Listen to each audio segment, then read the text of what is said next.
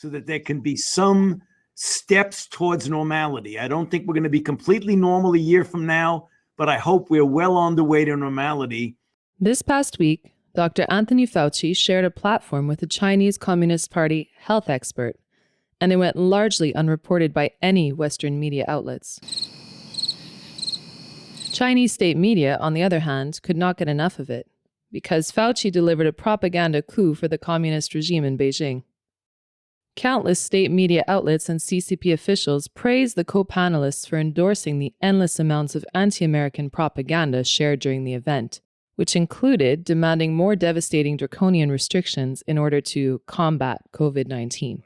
All the medical professionals in China worked to resolutely implement the important instruction from General Secretary Xi Jinping to always put the people's lives and health first and foremost. We respected the facts and followed the science. Dr. Zhong Nanshen, a top expert in China's National Health Commission who has been described as China's Fauci, shared a panel with the NIAID chief over Zoom last week. The two discussed COVID-19 policy in a webinar organized by the University of Edinburgh, which also featured experts from the Gates Foundation and the World Health Organization. In his comments, Zhong hammered the Trump administration and America in general, but praised the Biden administration for rejoining the WHO. So I'm very glad President Biden had decided to return to WHO.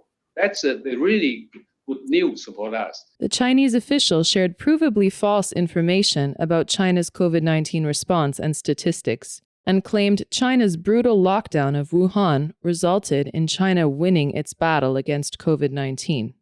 A loyal CCP member, Zhong spewed endless streams of false information, as lockdowns have not worked anywhere they have been tried, and they have been tried in almost every country in the world, with no demonstrable positive results. Even though Peru seemed to do everything right to fight the spread of COVID-19, it has not worked as planned. Zhong continued, showing a slide presenting the US as having the world's worst COVID-19 response, with China demonstrating the world's best response, which again he attributes to the lockdown in Wuhan.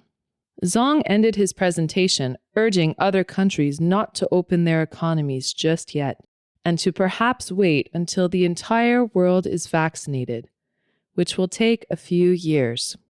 He also made the baseless claim that vaccine immunity is superior to natural immunity, which he falsely described as less scientific. Meanwhile, China's economy and society, which includes a largely unvaccinated population, has been open since March of 2020. China is one of the few countries that appears to be heading towards an economic recovery from the virus. China has recorded growth of 4.9% in its third quarter. Fauci endorsed Zhong's comments, saying, In my mind, I would underscore everything that Professor Zhang said. The so-called public health expert added that he wants a multi-year decades commitment, and that is to make and strive for essential access to quality healthcare for everyone in the world, so that health is really a human right in many respects. Fauci embraced the Chinese propaganda, emphasizing the importance of Wuhan-style lockdowns to suppress the virus. To emphasize something that both of us said, if we do not completely suppress this, we will continue to be challenged by variants, which have a way of coming back to bite us, as they say. You know, we have been successful in the past by global cooperation with smallpox, with polio, with measles. There's no reason in the world why we cannot do the same thing with COVID-19 by a combination of cooperative public health measures and the application of science. Fauci's appearance was praised endlessly by Chinese state-run media outlets and Chinese Communist Party officials. The news comes following the revelation last week that Fauci and his deputies were directly coordinating with the Chinese government over COVID-19 messaging during the early outbreak in Wuhan, China. And finally, are you getting what you want from the Chinese government?